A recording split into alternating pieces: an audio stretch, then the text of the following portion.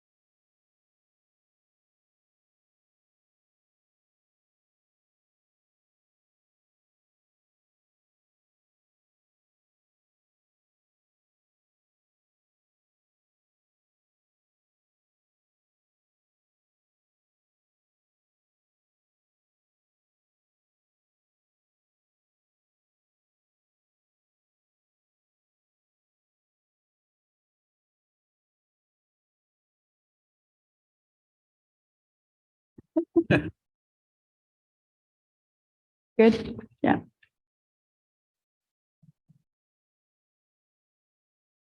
Good morning, everyone. I would like to call this meeting to order at 10:06.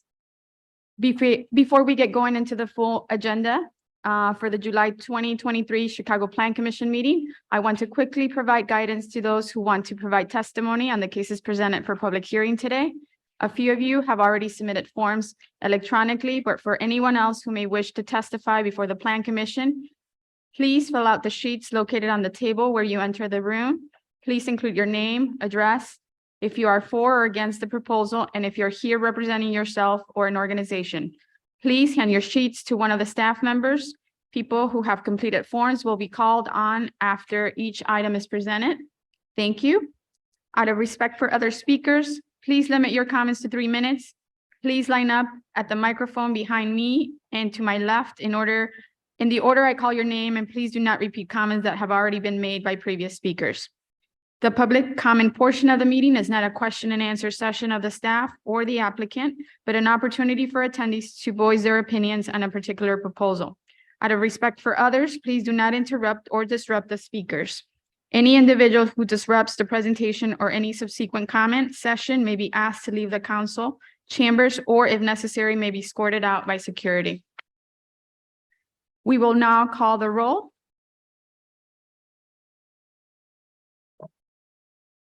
Commissioner Barclay? Not here. Commissioner Biaggi? Thank you. Commissioner Brumfield? Here. Thank you. Commissioner Cox? Here. Thank you. Commissioner Dowell? Here. Thank you. Commissioner Escareno? Here. Thank you. Commissioner Flores here. Commissioner Garza? Not here. Commissioner Johnson? Not here. Commissioner La Spata? Thank you. Commissioner Lyons? Thank you. Commissioner Murphy? Not here. Commissioner Novara? Thank you. Commissioner Piñeiro? Here. Thank you. Commissioner Ramirez Rosa? Thank you. Commissioner Reyes? Here. Thank you. Commissioner Soto? Thank you. Commissioner Sicho Lopez? Not here. Commissioner Esposito? Not here. Commissioner Tillman? Here. Thank you. And Commissioner Villegas? Not here. Thank you. We will now approve the minutes from the June 15, 2023 regularly scheduled Plan Commission meeting. The minutes were distributed prior to today's hearing. Do I have a motion to approve the minutes from the regularly scheduled meeting of the Chicago Plan Commission held on June 15, 2023? So move, Pinheiro. Thank you. Motion by Commissioner Piñeiro. Do I have a second? Second by Commissioner Cox. Roll call vote on the minutes. Commissioner Biaggi. Thank you. Commissioner Brumfield. Thank you. Commissioner Cox. Thank you. Commissioner Dowell. Yes. Thank you. Commissioner Escareno. Yes. Thank you. Commissioner Flores, yes. Commissioner La Spata. Yes. Thank you. Commissioner Lyons. Yes. Thank you. Commissioner Murphy. Not here. Commissioner Novara. Thank you. Commissioner Piñeiro. Yes. Thank you. Commissioner Ramirez Rosa. Thank you. Commissioner Reyes. Yes. Thank you. Commissioner Soto. Yes. Commissioner Sicho Lopez. Not here. Commissioner Esposito. Not here. Commissioner Tillman. Thank you. Motion passes. Just a reminder, as we have returned to in-person hearings, we will take public comments for the items on the agenda after each item has been presented. If you have not already done so and you wish to speak on an item, please complete a testimony slip available at the back of the chamber. Staff members are available to assist if needed and will collect the forms from you.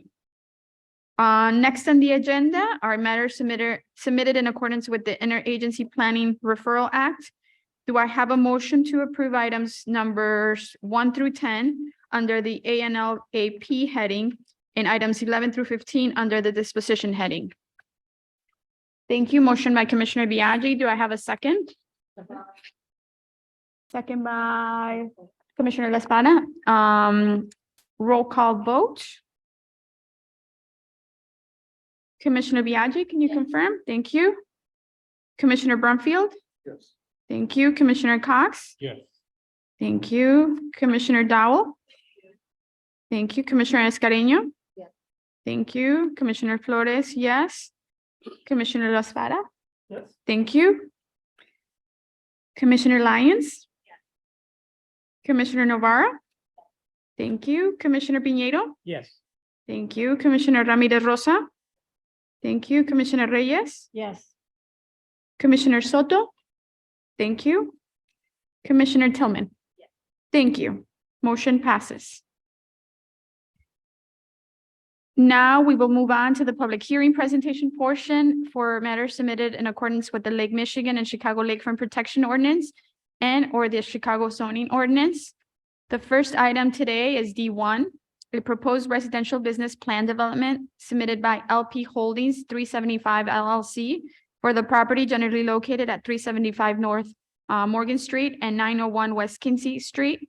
The applicant is proposing to rezone the site from M2-3 Light Industry District and C2-2 Motor Vehicle Related Commercial District to a DX5 Downtown Mixed Use District prior to establishing the residential business plan development to permit the construction of a 43 story building with up to 460 residential dwelling units, a maximum height of 482 feet, 5,000 square feet of retail commercial space, and 138 parking spaces in sub-area A.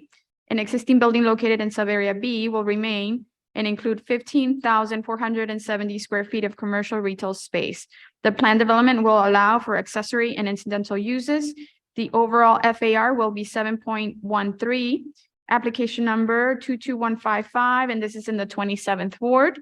Fernando Espinosa will provide the context overview and present the proposal. For the record, Fernando Espinosa, Department of Planning and Development. With me today are members of the development team who will be available to answer questions from the commission after today's presentation.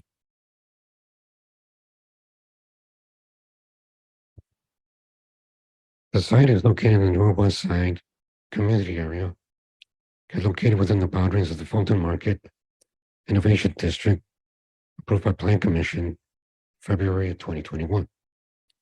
According to CMAP, the data from 2020, the total population is 67,881. The top three employment sectors are healthcare, professional, administration, and the median age is approximately 31.7. And we'll now turn over the presentation to Katie Jenkey-Dale, who represents the applicant and who will provide further details of the proposal. Thank you.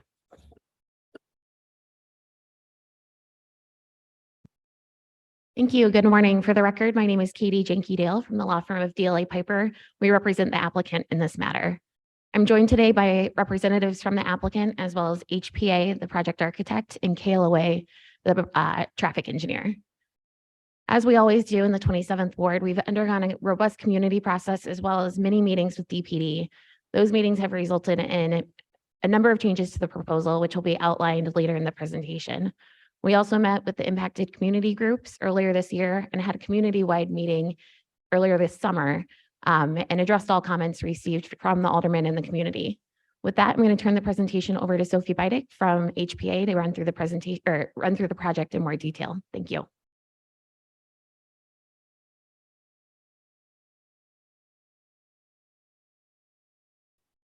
Good morning. Good morning. For the record, Sophie Beidick. I'm a partner at Hartshorn Plunkett Architecture. Pleased to present in person today our proposed mixed-use plan development located at 375 North Morgan within the Fulton Innovation District and downtown zoning expansion area. It is also north of the Fulton Market Historic District and is currently zoned C-2-2. The lot contains one existing building, which served previously as a freight depot designed by Daniel Burnham and Company in 1911. The building will remain and be adaptively reused as the Guinness Brewery and Restaurant. This building is in the proposed sub-area B. Sub-area A is proposed to contain 460 unit residential building. This proposed development is a transit-oriented development and is located within 1,320-foot radius of both the blue line on the CTA as well as the pink and green line. There are numerous divvy stations in the area, and we are also proposing one on our site at Morgan and Kinsey to increase the multimodal transportation opportunities. Here you see the proposed building within its context. And what we are showing here are the previously approved as well as the underway in development opportunities in the context of our site. And again, this image shows a little bit more of our building as well as you can see the existing train depot building in that sub area B. Okay, getting into the site specifics, here you can see the unique characteristics of our site that we have. South is to the right of the slide, and you can see that we are bounded by the surface level metro tracks. To the north is Kinsey, so that's to the left of your screen. And that Kinsey there ramps up starting at Morgan. It peaks at the center of our site where Sangamon dead ends, and then it tapers back down about 16 feet to Peoria Street. And that northern edge of our property is bounded by a retaining wall. To further differentiate these conditions, you can see that Peoria ends in a cul-de-sac, so there is no through traffic. Sangamon dead ends into our retaining wall, and we have the street frontage only at Morgan and then along the tracks. Our proposal seeks to enhance the urban condition of this site by creating a pedestrian connection in the east-west direction to the south of our building through a new urban proposed park in the site center, and then through the linear park to the north of the existing building. We're also using this opportunity to connect the public open space that is in the adjacent PD number 1407, which you can see on the slide. That is located south of our site, and we have located our new building, the proposed residential tower, as close to Kinsey as possible. We're actually cantilevering over the retaining wall and the maintenance easement that is there to protect that wall, cantilevering over with our parking ramp so that we can have our vehicular parking enter into the second floor of our building from the elevated portion of Kinsey. This will allow us to preserve more of the original street facade for active uses, reduce the curb cuts along Morgan to one singular loading entry that would have less frequent uses to further enhance the public and pedestrian experience along Morgan. We've also set our building back 25 feet from the street at grade to allow and encourage pedestrian flow in and through the site. Take you on a brief pedestrian level tour of the existing and proposed conditions, as this was a very deeply studied aspect of our proposed project. The pedestrian level at Morgan facade, which you see here in the proposed as well as the existing condition. This is looking east, which shows the grade change along Kinsey, as well as the activated ground floor, lobby, and pedestrian plaza. This view from the south is the adjacent open space. So you can see that right now in this view, you're standing in the adjacent open space and in that PD that is not part of our property. But what we are planning to do is connect to that open space via the center urban park that you're seeing in between the two buildings. And then finally, this is the southwest view along Kinsey, where you can see the entrance to our vehicular parking at the second floor, as well as the vista back towards the Fulton Market neighborhood from that dead end of Sangamon at the peak of the Kinsey Bridge.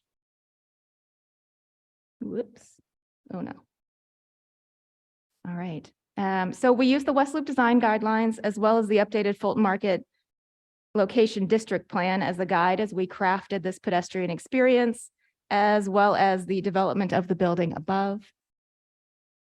The residential building has been lined with activated uses on three sides: the Morgan lobby, the entire length of the building along the tracks adjacent to our east-west pedestrian path is lined with building amenity spaces at that first floor to allow for engagement with the pedestrian path that is moving through the building towards our urban park.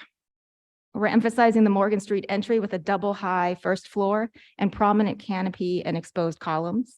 These active uses and transparent glazing will help to create a safe and inviting public realm and open spaces, as well as site furnishings.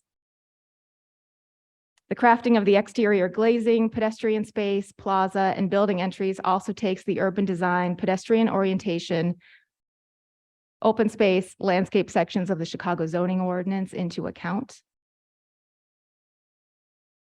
Here you can see the existing building has active uses along the northern linear park. So this would be the Guinness Brewery and Restaurant.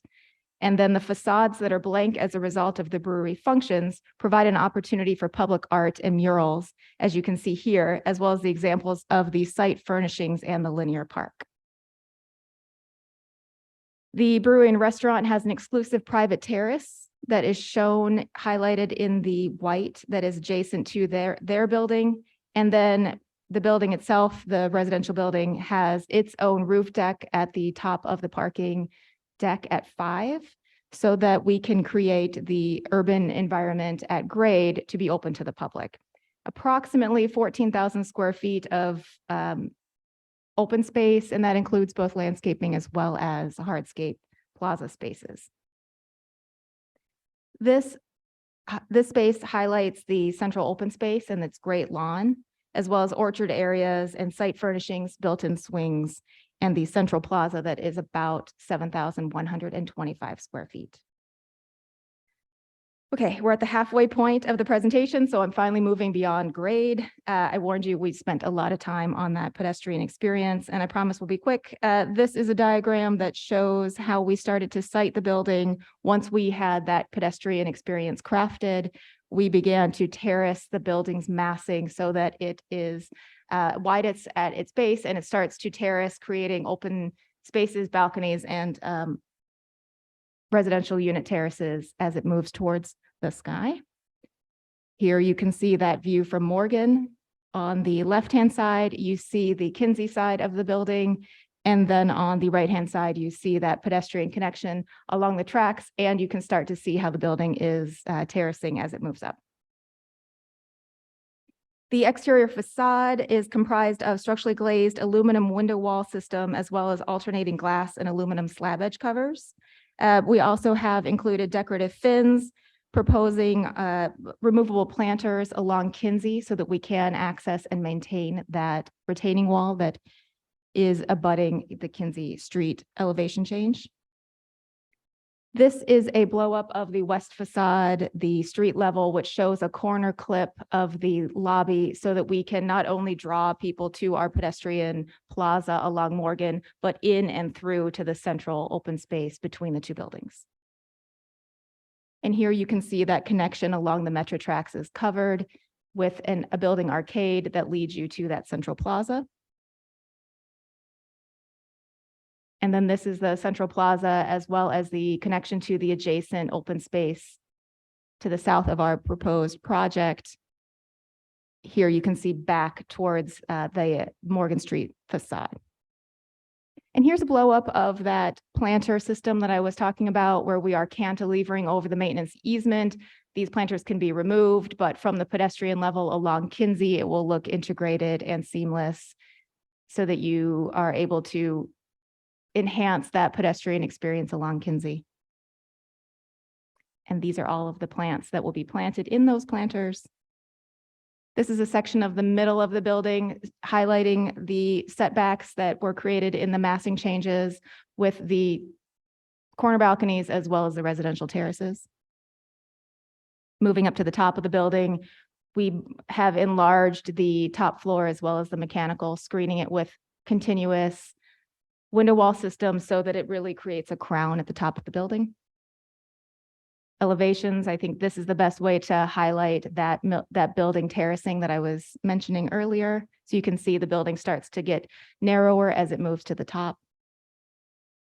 Similarly, this is the east, west, and north, south sections of the building. You can see how we have integrated the ground floor residential amenities as well as the parking podium and residential building beyond. Here is the full ground floor plan. This is highlighting how we're entering our parking at that second floor. So you enter right at the connection to the elevated portion of Kinsey, and then we begin our parking ramp internally. And this allowed us to not have two curb cuts along Morgan Street because we have such a limited street facade. Here you can see the second as well as the second and third and then fourth floor of the parking podium, the fifth floor residential amenity deck and pool. And then we start to move up into the residential buildings, floor plans that begin to get narrower as we move to the top. And then you can see the top floor, we have enclosed our mechanical space within that exterior window wall.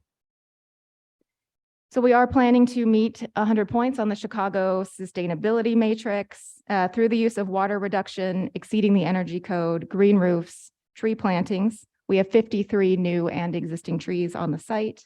Various strategies to increase and enhance the multimodal transportation options with bike parking, EV charging, CTA displays being just a few of those. We're almost there, I promise. Speaking of transportation, we've taken measures to provide ample access to the building by residents, guests, and emergency vehicles through the siting, access points, curb cuts, and the design of the building. Continuing to discuss traffic. We do have our traffic engineer who has, as you can see, located the high visibility crosswalks and our building's proposition of the divvy stations, as well as AV warning devices for the pedestrians at the 2 curb cuts that we have. And lastly, we have met with the city's stormwater reviewer and have a stormwater management plan to reduce the site impervious area by 15% through plantings, green roof, potential underground detention vault should we need it. And with that, I will turn it back to Katie Jenke Dale to discuss the affordable housing. Thank you, Sophie. Again, for the record, Katie Jenke Dale. The project is subject to the 2021 ARO, and the applicant has agreed to provide all 20% of the units, or 92 units, on site.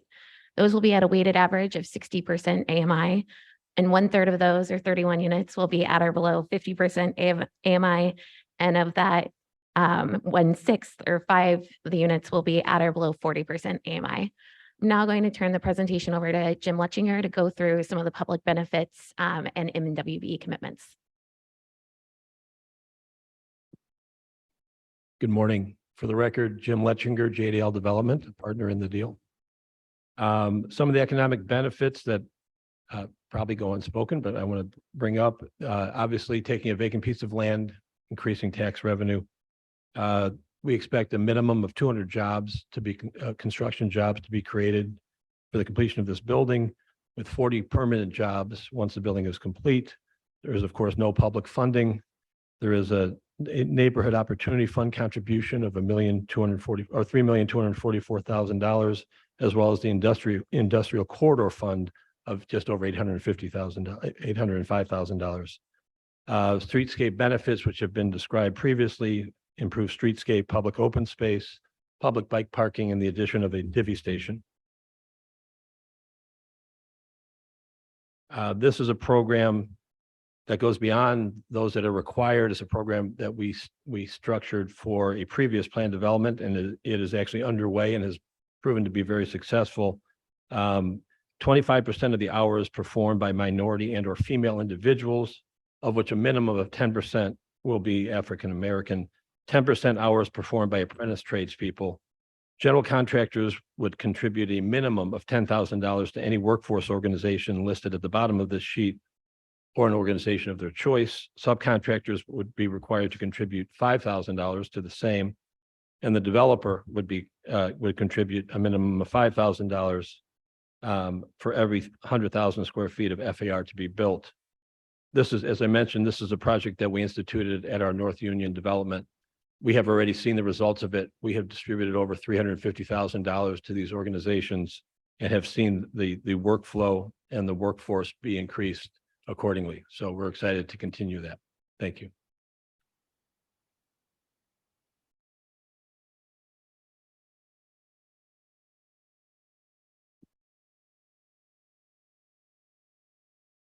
Again, for the record, Fernando Espinosa with Department of Planning and Development.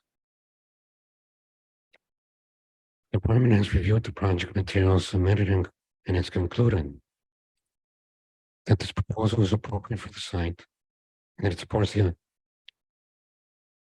the proposal for the following reasons.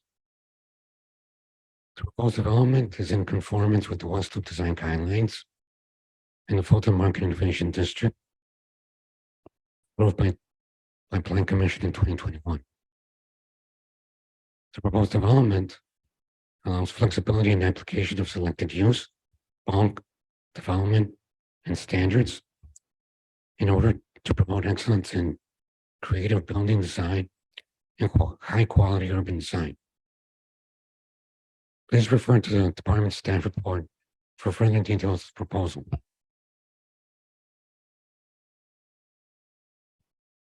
Based on the foregoing, it is the recommendation of the zoning administrator and the Department of Planning and Development that the application for 375 North Morgan be approved to the City Council Committee on Zoning, Landmarks, and Building Standard. Passage recommended. This concludes the department's presentation. Staff and the development team are available to answer any questions. Thank you. Thank you, Fernando. And I believe we have one speaker signed up to speak, Mr. Adams.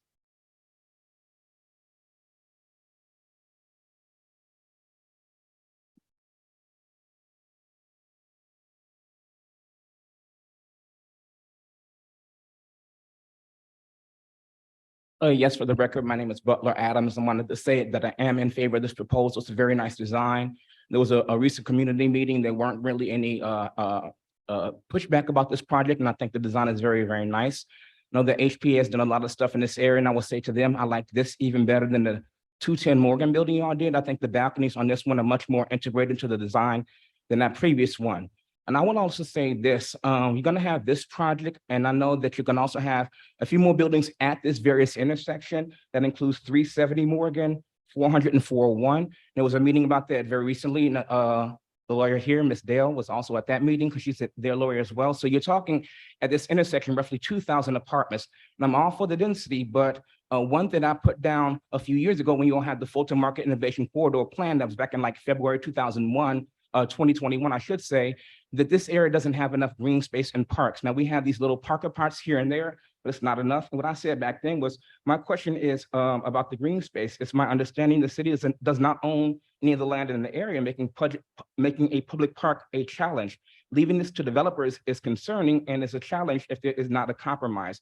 Encouraging taller and thinner buildings along with underground parking is a beginning. So I know that we're talking about this project specifically, 375, but I will also say you should look at those other three projects, other three towers that are proposed for that area, because at the meeting about a month ago, I suggested those other three buildings should become 2, keep the density, just go vertical and have a park.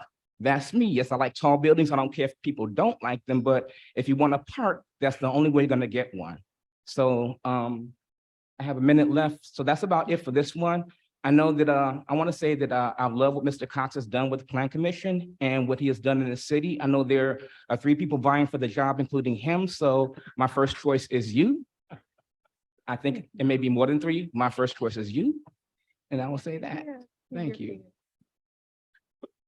Thank you, Mr. Adams. Do the commissioners have any questions of the staff for the applicant? Commissioner Piñeiro, followed by Commissioner Reyes, and Yeah. then Commissioner Navarro. Yeah, thank you for the presentation. Thank you for the presentation. Very nice project, and I particularly like the urban park. I do have a question, and for the same reasons that Mr. Adams just mentioned. I thought I heard that the retaining wall was going to be kept, the one on the north. Can you please help me understand? And I do see a curb cut on the north side for the entry for the parking. But can you help me understand the access from the north side of the building to the urban park for the general public in particular?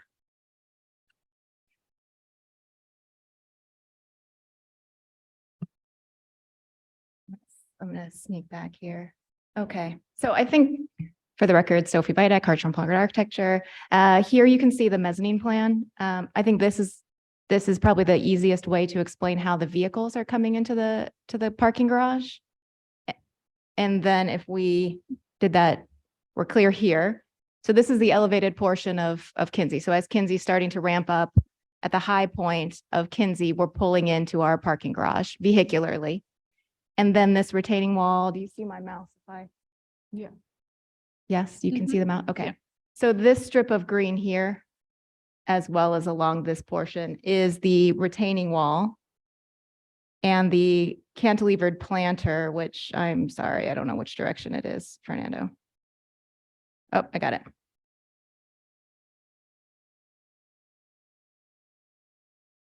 So this is our building, the wall of our building, and here is the edge of that existing retaining wall. We're building a structure to elevate planters that can be removed in order to access the retain. Not easy, but remove the planters in order to access that retaining wall. So that is the maintenance area that we can't build actual building, but we are adding this temporary structure to house the planters that will fill the gap between where we're allowed to build on our site and that retaining wall. Okay. And then the ramp is cantilevered over to enter the building at that Okay. second floor height. Thank you. Can you show me there how you have access to the urban park into Yeah, for pedestrian? of yeah. course.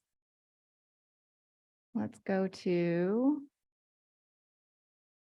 So our building is set back. There's a 5-foot sidewalk that is not our property that connects this PD to the south of us. We've then set our building back at grade 25 feet from the edge of our property line to the edge of the building. That's this area that you're seeing here in gray, as well as setting our building back 25 feet from the property line along Morgan. So all of this shown here in gray is open plaza space. And we've also clipped the corner of our building at the lobby to indicate to pedestrians to come into this plaza, come in through and into the center of the urban park. Then at the Guinness side of the building, where the grade at Kinsey is now at its lowest point again, we have a linear park in front of the Guinness Brewery that also connects to the center. So both sides of the property at the street are drawing people into the center via the linear parks on both sides. Am I understanding then that physically, is it impossible then to have access from the north? Is that what, because of the grade differential? Correct. Yeah. The high point of Kinsey is 16 feet above. There's a steep drop at the retaining wall, 16 feet from the top of Kinsey sidewalk to our property. I understand. Yeah. Okay, thank you. You're welcome. Commissioner Reyes? Yeah, thank you.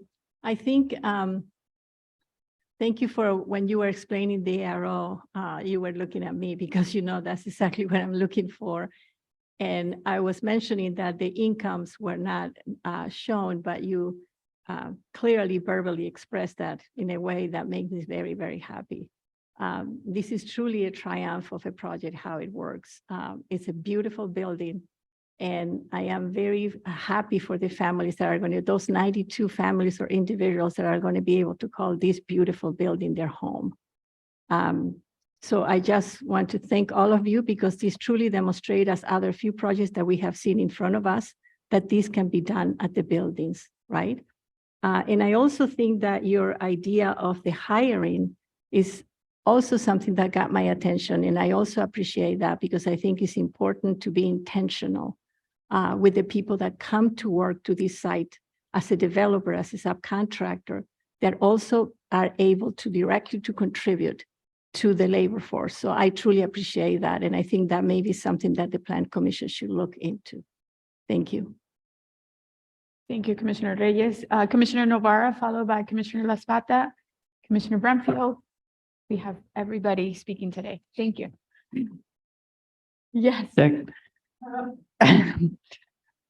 morning. Thank you, everyone. This is my last chance for a shameless plug of the 2021 ARO. So I'm really, like Commissioner Reyes, gratified to see the way that the affordability is incorporated into this project. And in particular, that we've got 15 units at 40% AMI. That's very hard to do. And in fact, it did not happen prior to the 2021 ARO, in addition to another 16 at 50% AMI. So we were not reaching people at that low of incomes prior to that change in legislation. And so I'm very grateful for that provision. I am excited that we have 92 households that can live in this community, and to have 19 two-bedrooms where we've got families where their neighborhood school is Skinner West. They're right near two transit lines. This is life-changing for folks. And so this is how we become a less segregated city, is through actions like this. And so, oh, thank you.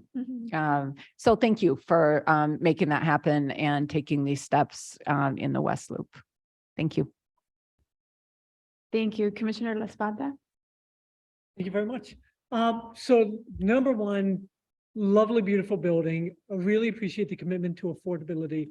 I had a couple questions related to the public park, park and accessibility. So on the park side, do we mean it as a park in that it's land that we're seating in like a classical sense, the Chicago Park District, or is it more of a publicly accessible open space to be managed and programmed by the developer? Katie Jenke-Dale for the record. So it will be retained by the developer in private ownership, but there's language in the PD statement requiring it to be open to the public during typical park district hours and to have signage indicating that. So while it's privately owned, it will be publicly accessible, and that's documented in the PD. Okay, thank you. And is the notion for it to function in more of a passive relaxation space, or is it going to be a space that is programmed? How should we expect that to be? Programming, or do you want me to? So it is part of the development. It will likely have some programming within it, given that it is owned and managed by the building. It also has been designed such that it has a central lawn space as well as 2 orchards that have site furnishings. So we've designed the space in a way that it can be programmed and also have some active spaces when it hasn't been programmed. It's a passive park, is what Jim is saying. Okay, thank you very much. 2 other quick questions. Number one, I appreciate the bike parking that we're adding, the divvy station. I'm curious, as we've been having a lot of conversations in city council around cumulative impact and thinking about the cumulative impact of development and car traffic that we're seeing in the Fulton Market area, how does this engage with safe infrastructure for our cyclists, our scooter riders who are probably going to live in this development? Is there an intention for how we want to see them moving through the neighborhood? Is that a clear question? Again, Jim Letchinger, JDL Development. The nice thing about this site is that our vehicular traffic is really along Kinsey, which is actually many of the roads dead end into Kinsey. So it's not a heavily pedestrian trafficked area, which we think will keep cars off of Morgan, off of the main drives. Your access is from really a quiet street. And it is also on the outskirts of it, what's becoming a very busy neighborhood, the Fulton Market area. We're hoping that actually will help by pushing cars to the north and not bringing them back through that heavily congested area where there is a lot of scooter traffic, a lot of pedestrian traffic. So we've really oriented everything away from the busy streets. Okay, I think I grasp where we're going. I think it'll be very interesting to observe how this all functions over the next 3 to 4 years, considering what we approved in the last couple of zoning committee meetings and plan commission. As a cyclist right now, I take Green Street up because it feels like the safest route, even though Green is getting more congested, Halsted and Morgan not always being the best options as well. So it'll be curious to see how that functions. I also just wanted to ask how, and forgive me because the presentation was not coming up clearly on my phone, how we're satisfying the requirements of the sustainable development policy. Sure. Let me flip to that slide. We have chosen, Sophie Bidek for the record, we have chosen the route right now of complying with the 100-point matrix. We're choosing the point matrix compilation that is focused on the multimodal transportation. So we've got our EV chargers. We are doing the incorporating of the CTA displays, again, to enhance the fact that we are a transit-oriented development. We're also planning to reduce the water use within the building by at least 30%. We have exceeded our energy code by 5% and construction waste diversion as well. I'm just looking at our point matrix to refresh my memory. We also have a significant amount of stormwater reduction, given that we have so much open space on the site, as well as our green roof. How does the development plan so 50, I think I remember from a recent council meeting, the requirement is 50% diversion of construction waste. So we're doing 55%? We are. At a minimum. We've found that nowadays it's very easy to work with our general contractors to do the construction waste diversion. So we're often hitting higher than the 55%, but right now in the early stages, we're targeting 55%. Appreciate it. Thank you very Yeah, much. you're welcome. Thank you. Commissioner Brumfield? Just a quick question on the ground floor uses, particularly along the pedestrian way. Could you give us a little bit more insight on that, particularly the lounge and the library? Is that open to the public? Yes, no, the amenity spaces would be for the building. Just given the security, I suppose, when we get into it, if there was, we have a 5,000 square foot kind of placeholder for a retail space. But right now, those amenity spaces are for the building exclusive use. But we have located them along that pedestrian link to the south of our building so that as pedestrians are walking by, they see the active facade and active uses within the space. And then one of those pieces that is along that pedestrian link is our bike parking so that the bikes can access their bike storage at grade and come right out onto that path and to the streets rather than coming in and kind of having to fight with our vehicular traffic to the bike parking. Thank you. Commissioner Lyons, followed by Commissioner Biaggi. Thank you. And I just wanted to echo the commissioner's remarks about, I appreciate your slide about the community benefits and hiring details on that. I think it's really great to see the thought that's gone into that. I had some questions, I think with the storm over the 4th of July weekend and the flooding that we've seen on the west side, I think been thinking about stormwater in ways I never thought I would too. So I was wondering if you could just talk through a little bit, just for maybe someone who doesn't know a lot about how that works, the stormwater management plan and your plan to comply. And I'm curious if anything in your mind has changed since what we saw earlier this month. Sophie Bidek for the record. I think this is in all my 20 years, the first stormwater question I've ever gotten in Plan Commission. So kudos to you for coming up with a new one. So the stormwater issue that typically happens is when you have so many pervious, if the site is entirely paved, the water is running off the entirety of the site and going to the city stormwater system. Because we have 14,000 square feet on our site of open space, which is composed of some hardscape, but that hardscape would typically be pavers. So there is a permeability to those pavers, as well as all of the plantings, and the water is going directly into the earth. The earth is absorbing the stormwater as opposed to overflowing the city's stormwater system. So by reducing the amount of paved pervious paving on the site, right there is a significant reduction on the stormwater system. And then through the use of our green roofs and our plantings at the 5th floor amenity deck. So you can see here on that 5th floor plan that the green space is our roof, green roof area. Some of that will also be paved, but the planters, they're absorbed through their soil as well.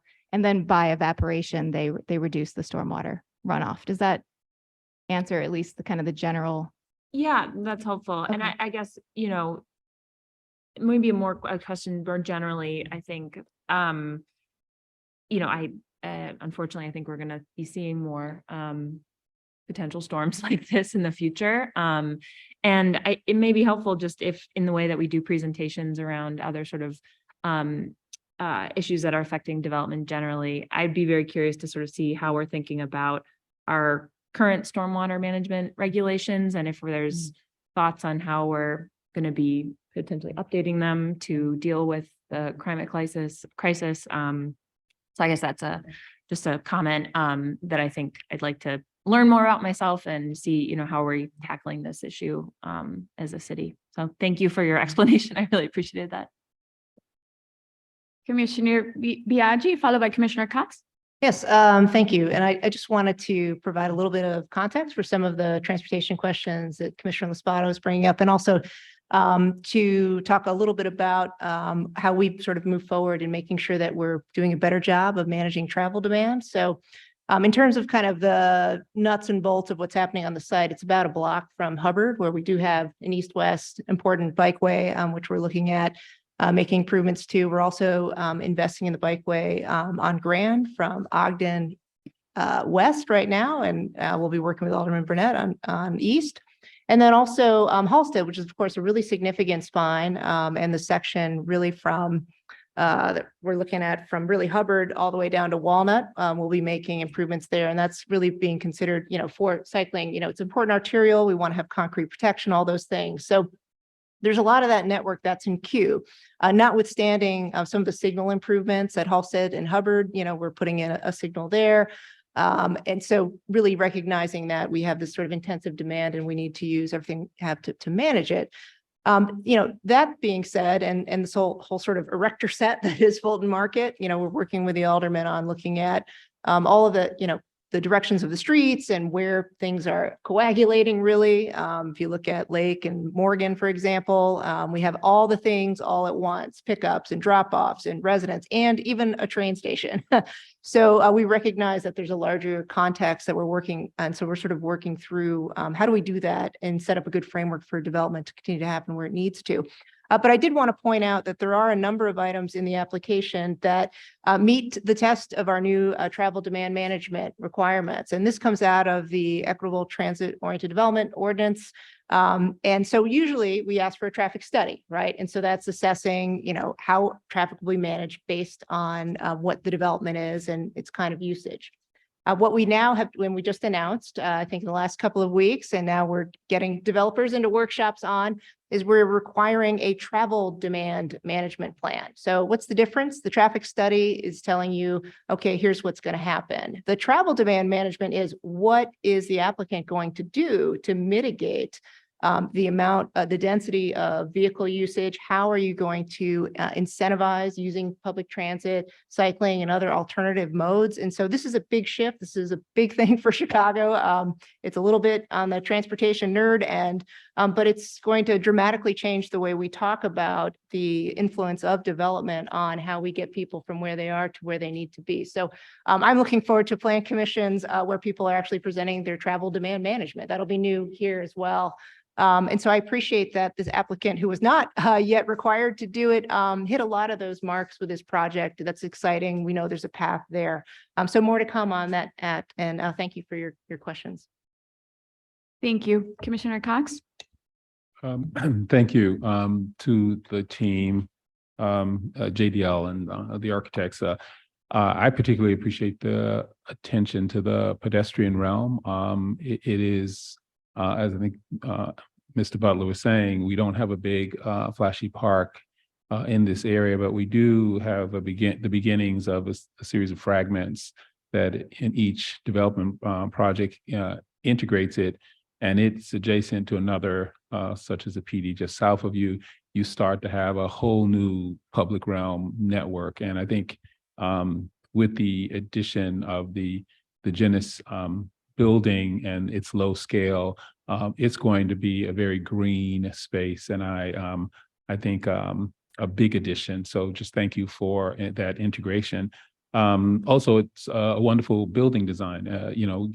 Creates a very unique profile in the skyline, and I appreciate your work with our team to get it to this point. And I think it's going to be a real welcome addition to the overall district. And so once again, just thank you for your diligence and your vision for the site. Thank you. Commissioner Escareno, followed by Commissioner Dow. Yes, I actually wasn't going to speak because I love what I've been hearing, but I did have to add some comments specifically around the green and open park space in an area that's really lacking. It is really a commendable step by the design of this project. And so I have to just give you kudos for that. I think when I started to hear all the great comments here, this is a great example of how and the quote unquote vertical community could work, right? We have affordability in this building. We have a park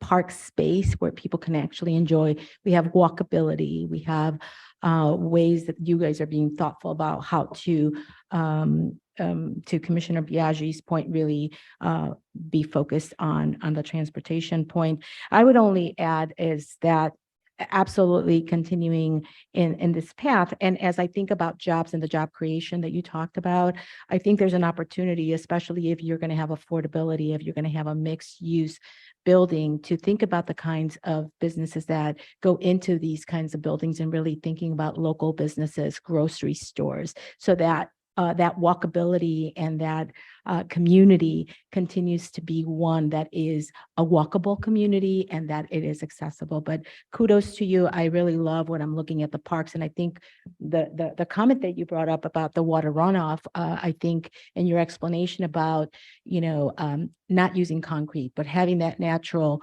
runoff, that's the whole point of parks and green space. So sustainability is a great thing to just highlight here. And so thank you for really making this a holistic community that is vertical in an area that's lacking a lot of what this design brings. So thank you. Commissioner Dowell? Yes, thank you. Good morning. First, I want to compliment the alderman and the applicant for the public benefits that you're bringing to this project, and also your commitment to affordability in the housing realm. And I just have a couple of questions. One, there's 490 units here. As an alderman who has a dense part of the South Loop where we have private parks put in by developers, one of the questions that comes up a lot has been the dog use. Where do dogs, how are you thinking about the hundreds of dogs that will probably be in this building? Do you have a dog run? Are dogs going to be allowed in your park? So the open park space at grade will be accessible for dogs on leash. It's not a dog park. There will be separate dog areas within the building for the dog owners that actually are living there, where they can be off leash and they can, they don't actually need to go to the street at all. But certainly the park, we never restrict a park from on leash dogs. It's the off leash that's the issue. So somebody's walking their dog, they're welcome to walk through the park area. All right. I hope that you'll consider signage so that you keep down the neighbor to neighbor fights that come up. We are all too right. very familiar with those, and yes, we will. All right. And then my other question has to do with the use of that loading entry area. Can you explain that a little bit in terms of access for Uber drivers, DoorDash, how you're thinking about queuing them in the location at the ground floor level? And if you could also speak to the trash pickup and trash pickup. So the loading area that's represented is really for larger deliveries, move in, move out, and for trash. So the trash will come through that loading area. Ubers and Inside, is that outside? that's It's inside. inside. That is Okay. inside. Mhm. Ubers, DoorDash, those are a challenge always.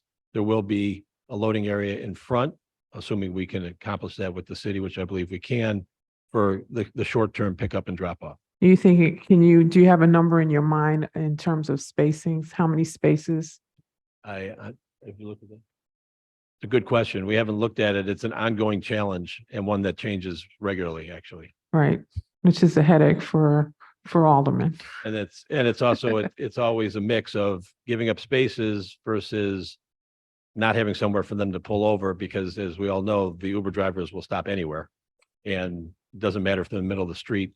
So hopefully we have an area of relief where we can pull over. All right, thank you very much. I think the design of the building is stellar. Thank you. Thank you. Any other comments from the commissioners? Did I miss anybody? We're good. And I believe Alderman Burnett is here to make a comment on this item. Yes, thank you, Madam Chair and commissioners. So this development have gone through several renditions, if I'm not mistaken, working with the Department of Planning, but also taking input from community organizations in my ward. One is the West Central Association, and also NOW, Neighbors of the West Loop, and may have spoken to neighbors of River West, right, to the north. So the residents to the north are always concerned about traffic and a lot of things. So we worked a lot of those things out. I appreciate the developer with the affordable housing. Hope that we can reach the point with the other 10%. I know we're going to be talking to Department of Housing about it. Appreciate the number of jobs that's going to come and him working with organizations in order to get people hired in construction, and he's doing a great job with that with his other sites.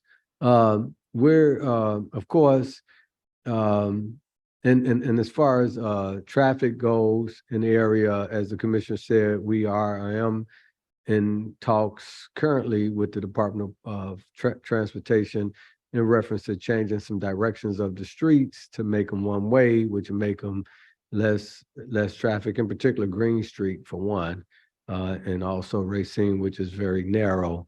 And we're looking at a couple of more of them. And maybe it may be room for Alderman Laspada. It might be a room for a bike lane or something once you make them one-way streets. I'm not sure.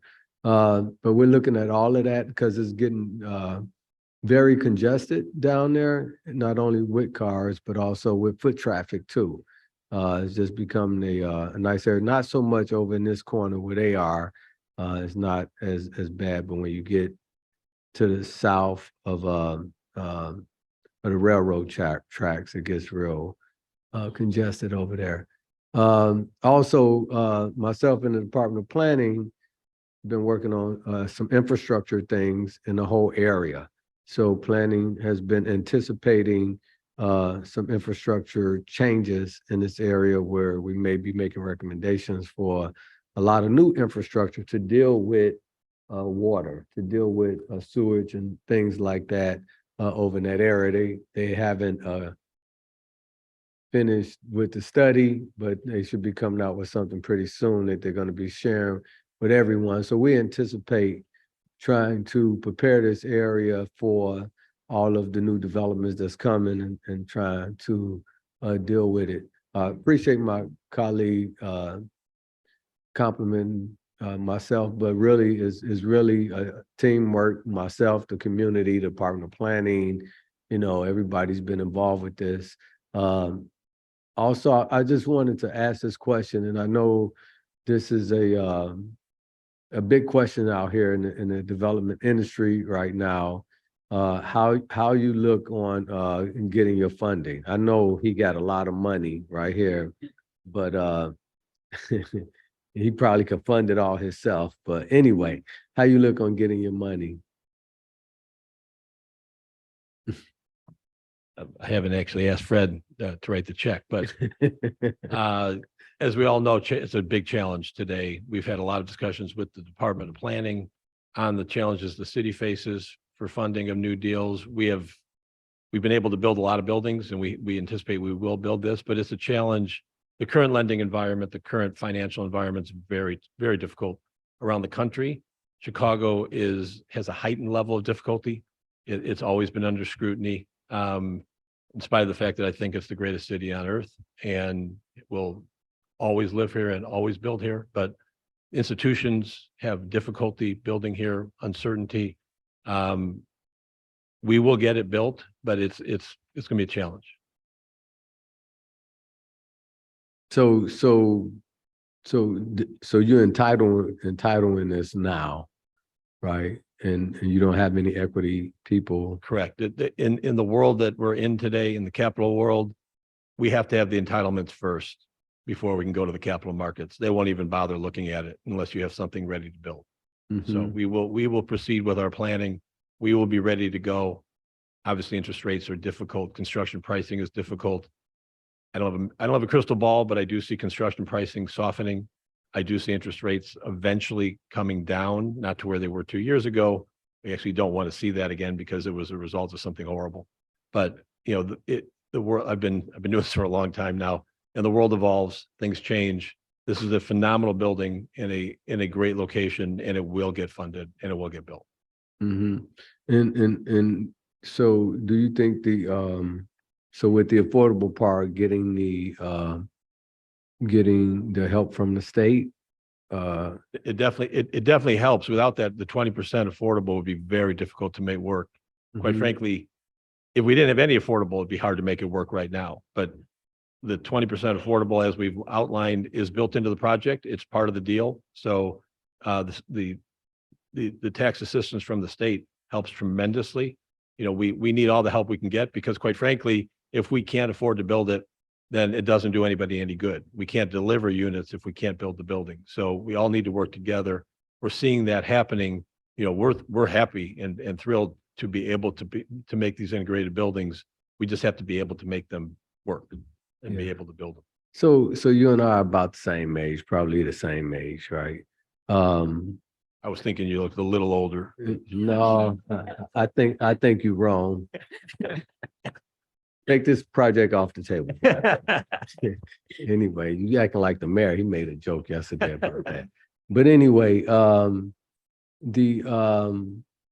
back in the 80s, you know, I know you're on the near north side, and you know, I know we had a lot of buildings.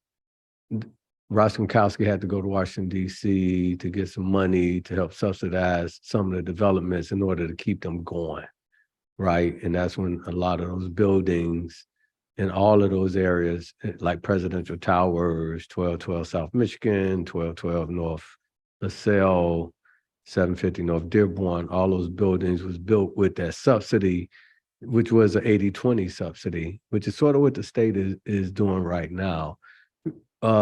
So that where you weren't developing in the 80s. Wasn't developing then. Yeah, Started in the 90s. in the 90s.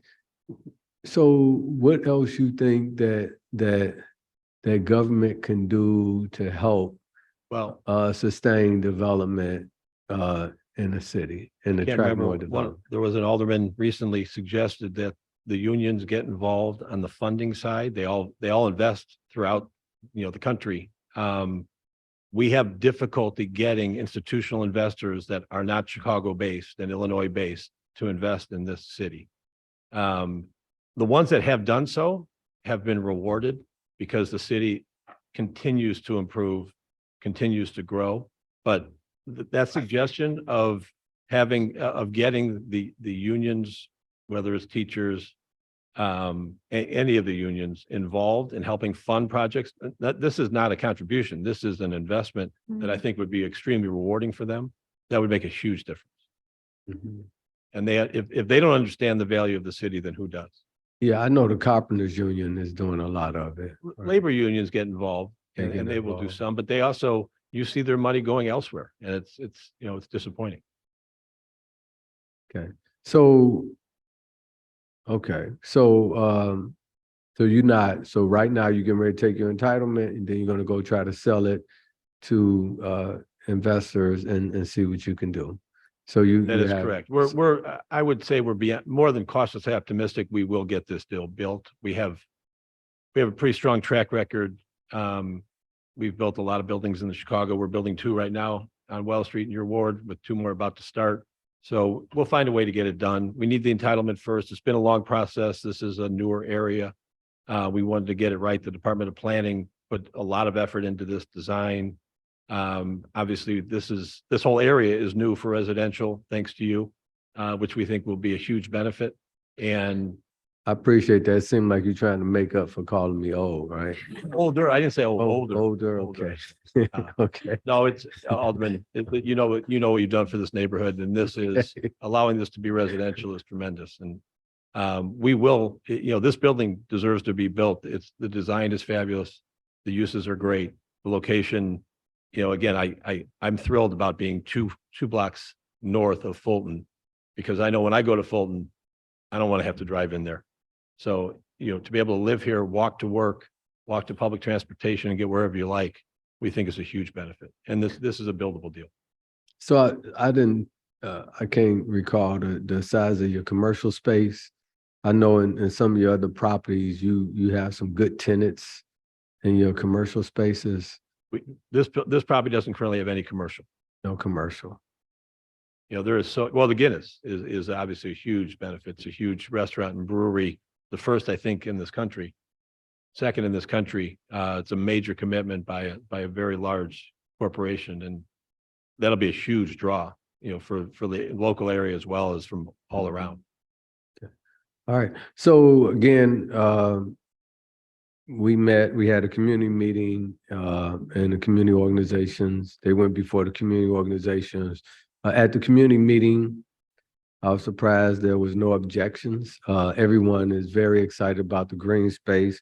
I appreciate the green space. I know, I appreciate Department of Planning continuing to encourage more green space. This area is probably going to be the greenest area in the West Loop after we get done with all of these developments, because we have several developments that have green space over here for the public.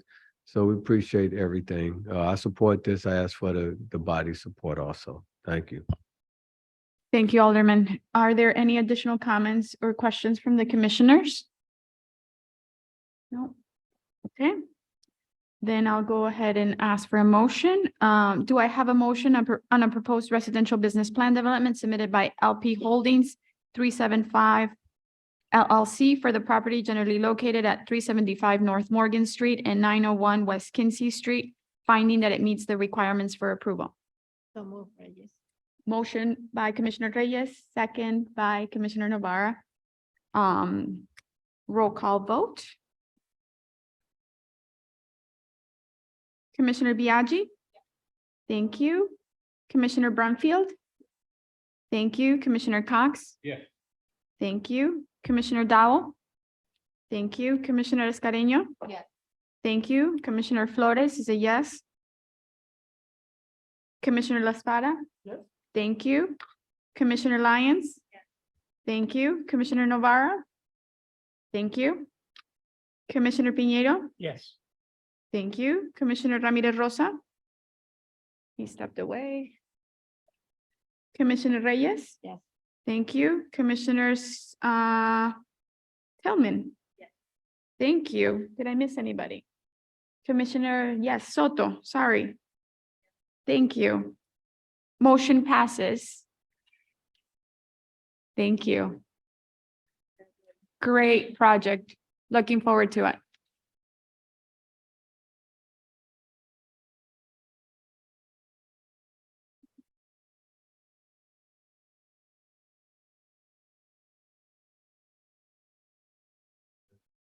Yeah, right, okay. Next, we have an informational presentation from the staff. Staff from the Department of Planning and Development will provide a brief update on the status of the WMBE project compliance in accordance with the mayoral executive order on WMBE participation to the members of the Chicago Plan Commitment, or Plan Commission, sorry.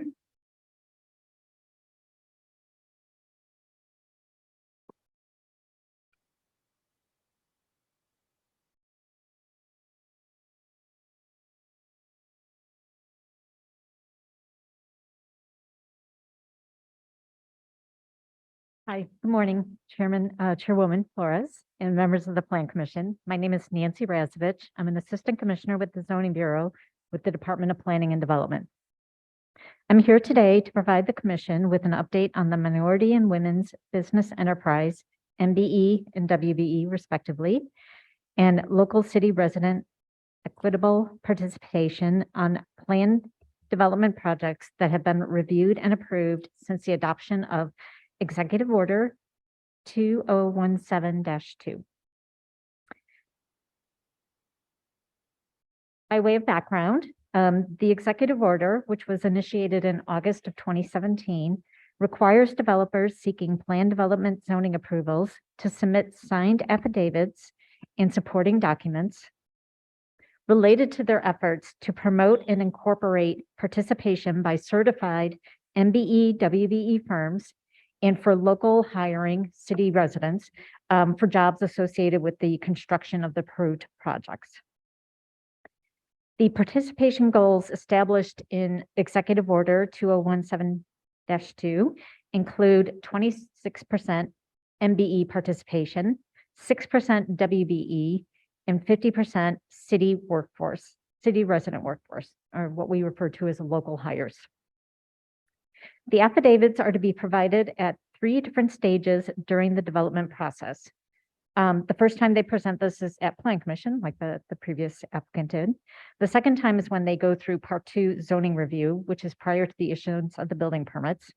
And then finally, they're required to provide their final reports at time of final certificate of occupancy at the project completion.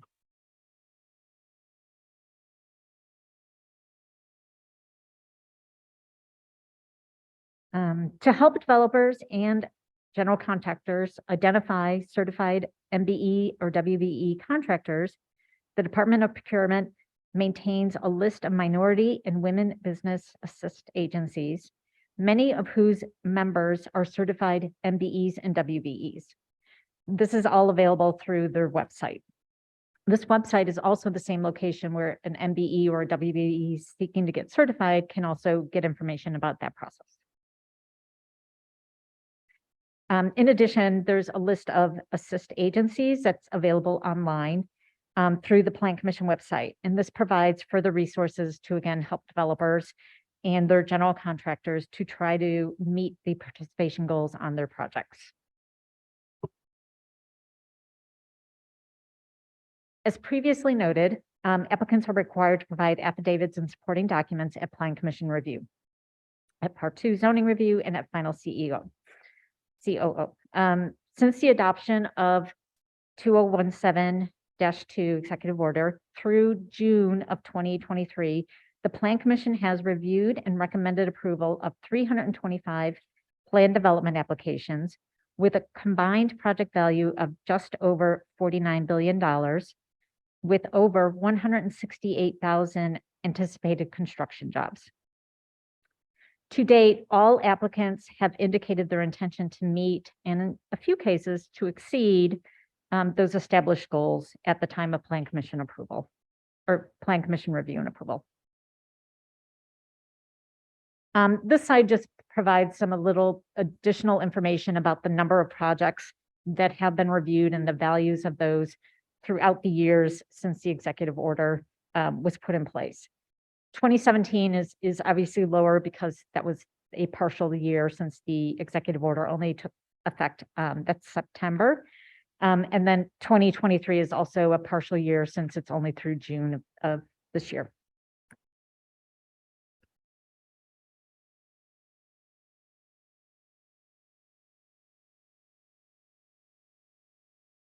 Since the adoption of Executive Order 2017-2 through June of 2023, the Zoning Bureau staff has completed 185 Part 2 zoning reviews, which is the reviews they do prior to the issuance of the building permits on these plan development applications.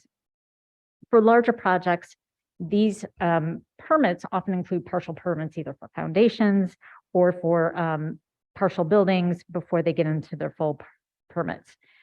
So the 185 reviews, Part 2 reviews, equates to 160 different actual projects within 127 different plan developments.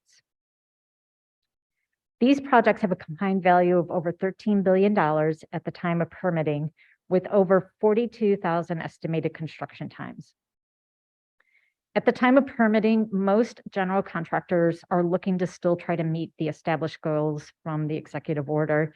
However, there are instances where some of these GCs have their some of their subcontractors already established.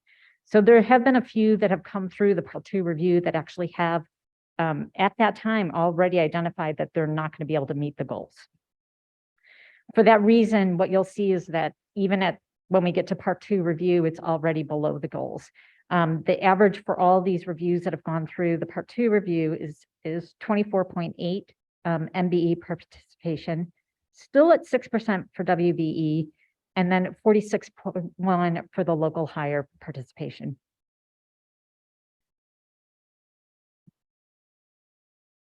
To date, over 60 final certificate of occupancies have been issued by the Department of Buildings, for which the Zoning Bureau has received 48 reports.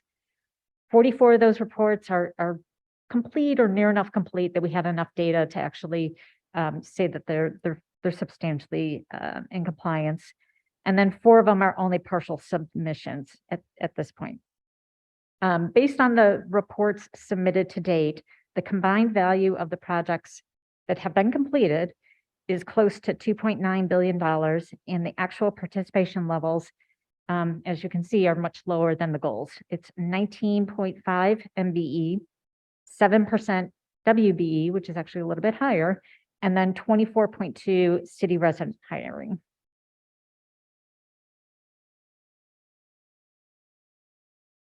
This is just graphically just to show the comparison between the established goals, which are in blue, and then red is the actual participation levels. So, you know, again, the MBEs are lower, the city higher levels are actually much lower, and the WBEs is just a tad bit higher. And then finally, I just wanted to show you a map graphically to show where the Plan Commission approval projects are. Those are shown in blue. The ones that have actually gone through Part 2 review, for all the Part 2 reviews, is shown in green. And then finally, the ones that have been completed and issued certificate of occupancy are shown in red. And with that, I would be happy to open this up for questions and discussion. Thank you, Nancy. I do have a follow-up question that came up during last month's meeting. It was actually brought up by Commissioner Villegas, who unfortunately is not here today. But he did point out that we're not focusing at all in veteran-owned businesses in our percentages that we're requiring, and that's pretty standard for other municipalities. Do we know that we can do that for this? Can we incorporate it, and what would be a good percentage to do for that? So, you know, I think that's something that we would probably need to explore. One of the things that we're working through, and I might actually defer to the commissioner as well. One of the things that we would probably need to look at is twofold. Is we'd probably have to look at how this relates to the executive order and trying to get that potentially updated to get it expanded. I know there's been discussions in the past, and I'm going back like 2 or 3 years ago, where there were suggestions that maybe the executive order can also be expanded to include not just minority and women-owned businesses, mostly focused on construction, but maybe like, you know, design firms and engineering firms, right? Throughout the whole so that process. it's covering the whole spectrum of the projects. So I think that's something that we would have to look at, you know, through the commissioner and kind of figure out, you know, what are the appropriate priorities for that, and how do we help businesses, I guess, find better ways to establish or meet some of the goals.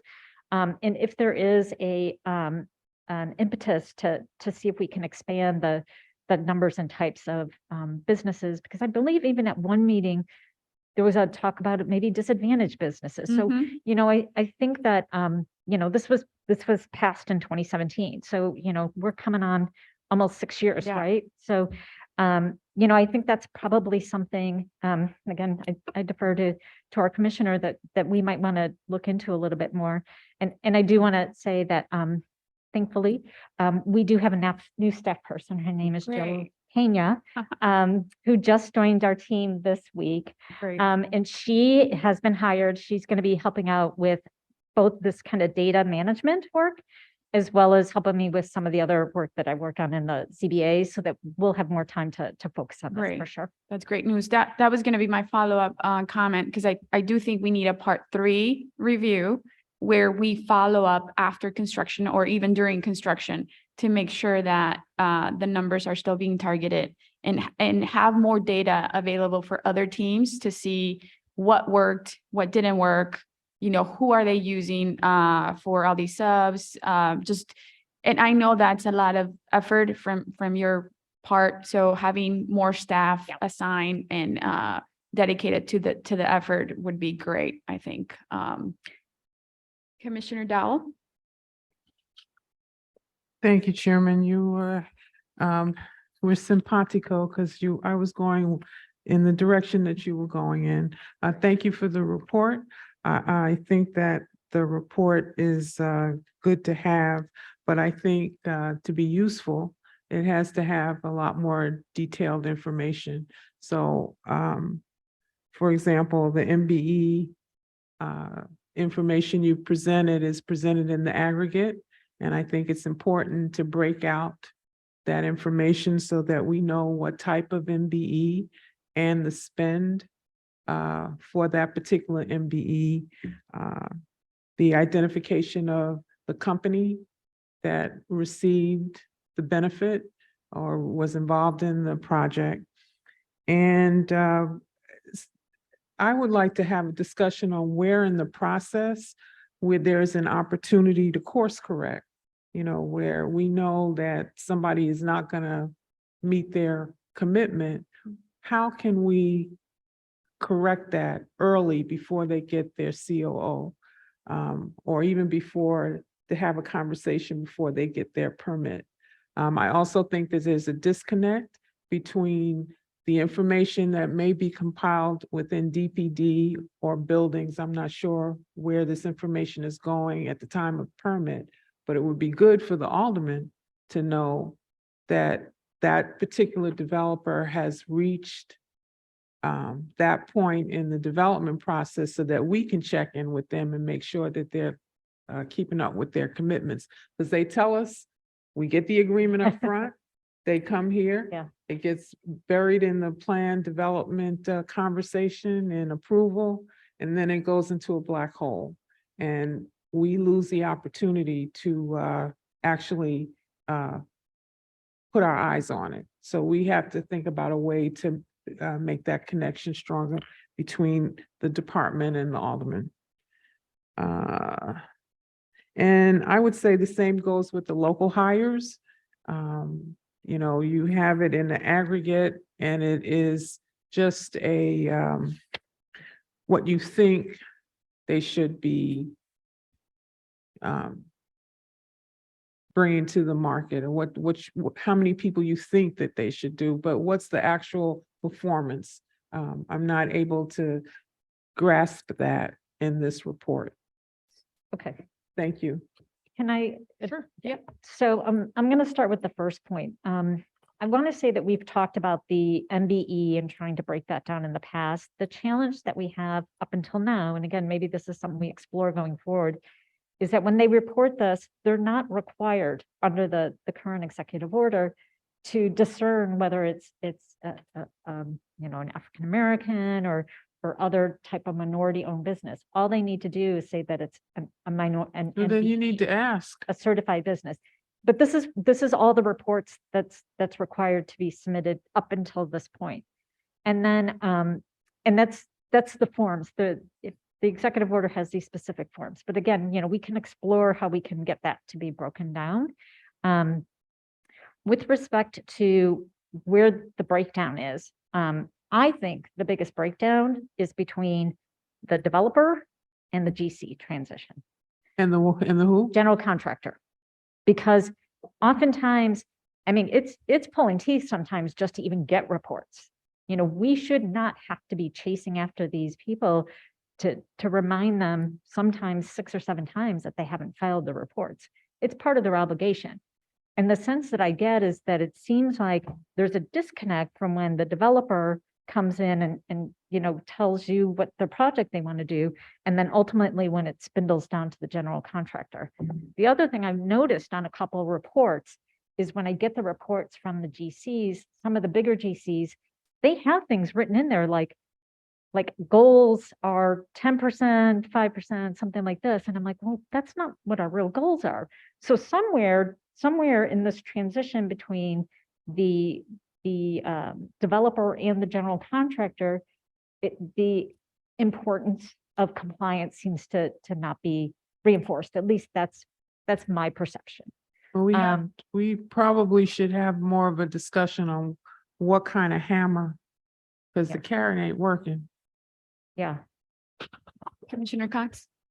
Well, thank you for the report. And again, some of those milestones that are not being met were pretty striking, like the 24% local hiring. Right. And I'm just trying to understand that either the executive order has to be updated to put more clarity and granularity right to the report out, and then of course we need to understand what are the practices to get compliance. And, there are lots of our peer cities that have similar requirements. I'd like to know what others are doing to get compliance. And I don't know if that requires us to, commission a study. It may not be something that staff can internally do, but you can certainly highlight them. But it may be worth doing a study to get some better practices. And then I think this is not in the executive order, but it speaks a little bit to the composition of the development partnership, the development team itself. We have found that when we encourage joint venture partnerships in the development phase by bringing on an African-American or Latino developer, that opens up a whole network of other providers, whether it be financial services, legal, and ultimately construction. And so a case in point, a majority development company is exploring a development project downtown. They're partnering with a Latino developer who has extensive networks into the Hacienda network. And he's actively promoting the construction opportunity along all of the trades because he's a part of the development team. So if we can't get to the point where developers are coming to us with joint venture partners, I think that's ultimately has to be the goal. Again, that's separate from the executive order, but I think it speaks to just breaking through this monolithic development community that we have that does not include or even mentor developers of color. So I think that's something that we can do independent of an executive order to change the composition at the beginning. And I think that's something that I would love to kind of have allies on the city council and try to understand as well how we can move the needle on that. So two things. One, I think we need to know what other communities are doing that are getting better results than we're getting. And then two, I think we need to really think about the joint venture as an encouragement so that we get more diverse development teams that then access diverse networks who do the work.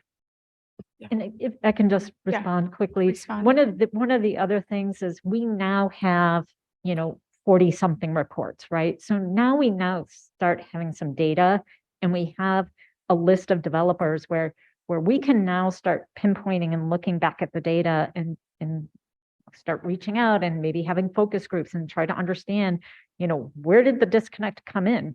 Where did they fall short and why did they fall short? So, I think at this point, there is enough data on that back end that's substantial enough and a variety of contractors and developers that we can have that conversation.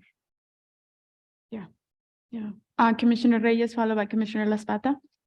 I just want to add, I think this was a comment that I made a couple of years ago in regards to this matter, that I think there is an opportunity to look at the Department of Housing and within that, the construction compliant department, because affordable housing project, they have a federal mandate, right? Because of the funding in terms of the minority participation and the WBE participation. And there are staff members that on a monthly basis get the reports from the general contractor in review to make sure that they are in compliance with the percentages. And when they're not in compliance, the general contractor needs to write a check to the city, right? So I know the funding in the projects that we see here, especially just the one that we saw earlier, is 100% privately funded. But I think the fact that they're coming in front of us for a zoning change, right? So they can do the number of units they want. Maybe this is something that we do have some leverage where we can also ask for more specifications and more like a requirement in terms of, construction compliance. You promised to deliver this, then, okay, if you don't deliver, what are the consequences, right? Yeah, and I know we've had this, we've had the same discussion because, we all ultimately want them to get into compliance. I think the big distinction from our conversations with the law department is obviously that there's legal requirements related to that funding for housing projects that tie them to certain levels. But you can't necessarily do that with zoning. And again, I'm not the law department, but it's something I will revisit with the law department and find out how we can get more teeth. There could be an opportunity. Yeah. Commissioner Lasplata? Yes, thank you so much. So I have kind of a who question and a why question. I echo everything that Chairman Dowell raised related to the further breakout of the MBE, WB data. I was curious, as she was alluding to as well, on the city resident hire piece. Are we tracking any kind of demographic data there? Are we tracking data around folks from socioeconomically disadvantaged areas? Do we have a further breakdown that can be shared with commissioners?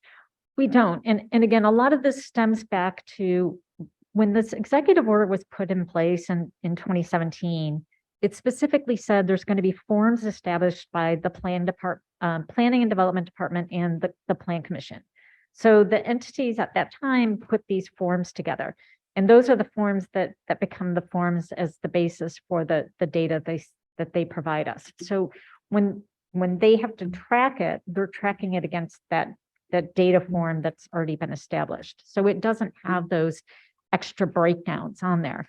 Again, if this is something we want to explore, we'll explore what we can do short of changing the executive order or what we might need to do to change the executive order to get some additional demographics.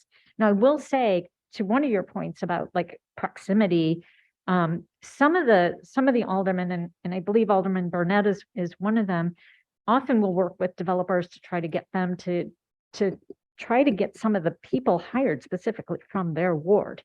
And so those developers that work for that extra step, you know, we've had, I think I want to say it was close to 400 of the city residents were tracked to specifically say, you know, cumulatively on these projects that we got reports for, on these 48 projects, there were 399, close to 400 of the local hires were actually from the specific ward in which the project was developed.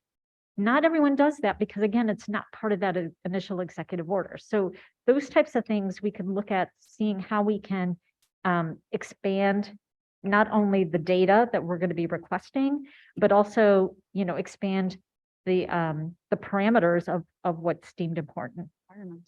So we're using the same forms from 2017? Yeah. That's interesting. Okay. Can I just to one point, because a lot of these projects, again, these projects that have been issued COOs, some of them were approved back in 2017, right? So there's unfortunately, we've got these are really, really long cycled projects. So once we decide to change something, it might take a while for everything to catch up. You know what I mean? But I think, you know, what we'll do is look at what we can and, you know, work with under the commissioner to figure out what can we do right now in the short term, and then pursue, you know, if an amendment or a new executive order might be suggested. Well, and it's something I may even follow with Chairman Mitzabel on council in terms of the Contracting Compliance and Equity Committee. But I just wanted to ask just about that. I mean, the largest drop off is in terms of city resident hiring. And there's a lot that I don't know about development, but the notion that when you get to permit review, I would expect that you have a clearer sense of who's going to be working on the project. So to go from 46% to 24% by the point of certificate of occupancy, are they, you alluded to the idea that we have enough reports to have a sense of the why for that information. Yeah. What are the reasons that they're communicating why we see that drop off? So here's the other thing I'm going to tell you is unfortunately again, the reports, and what I'll do is I'll make sure that that I get you guys copies of the reports so you can actually see the data that's being requested. It's very limited. It's just saying what's the percentage, what's the name, what's this. So it's a very limited number of of data points that are being requested right now.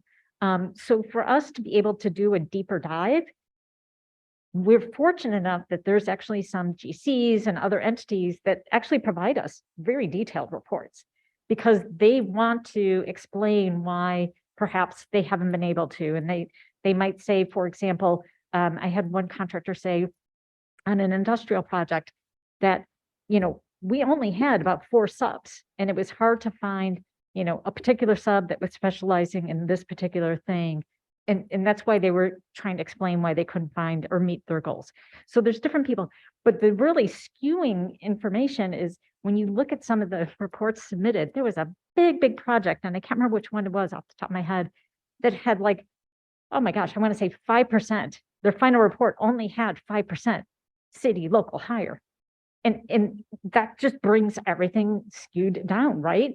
So, then you get some of these smaller projects where they seem to, maybe because they're more neighborhood based. I can't explain it right now without us, doing a deeper dive with some and following up with some of the developers, but some of the smaller projects actually seem to do better on those types of things. So it's really hard to gauge right now until we can, potentially set up a meeting and just kind of pick the brains of some of these developers and GCs and try to figure out, what happened.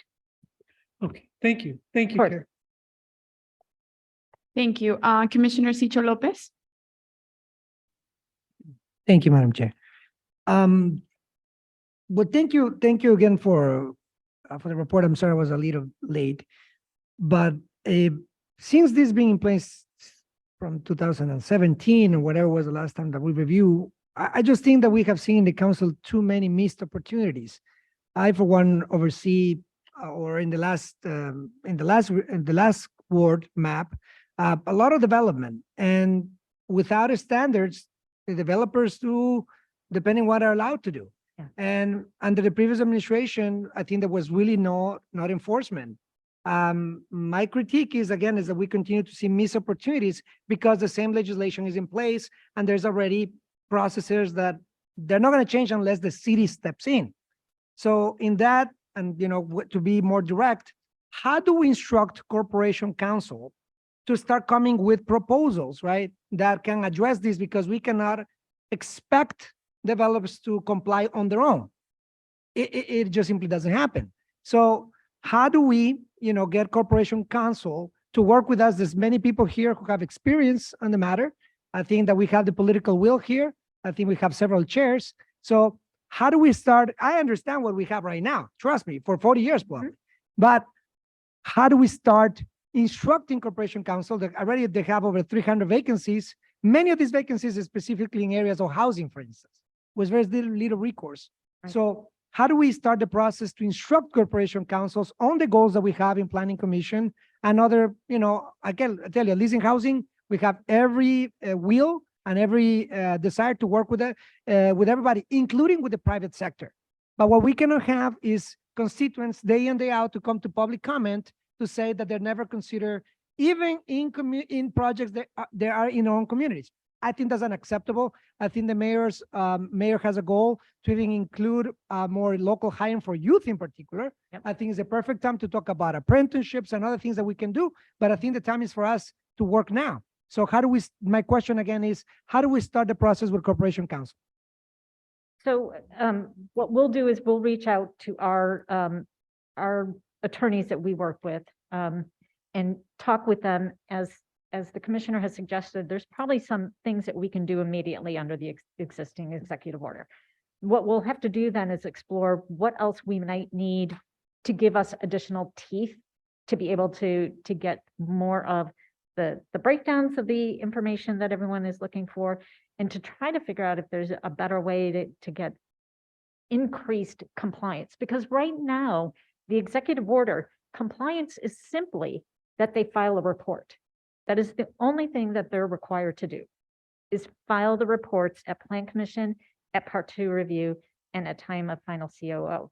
With that said, again, I'm not an attorney, but I do know that there's some limitations related to zoning and what can be mandated. So it's something that we'll need to explore for sure. Absolutely, and I think this is the time to do so. So, and my following question is, with Corporation Council, and I think there's certainly a way, because I see other municipalities do it. So I just don't see how we cannot. But what I will say is that if it's possible to do like quarterly reports on this subject, so that we can see what are recommendations are coming from Corporation Council, because my experience has been every time Corporation Council in the past will give us every reason why we cannot do it. And I do think this is the time for Corporation Council to work with us to achieve the goals that we're proposing. So maybe we can request some quarterly, reports or something that we can discuss in this body. Thank you again.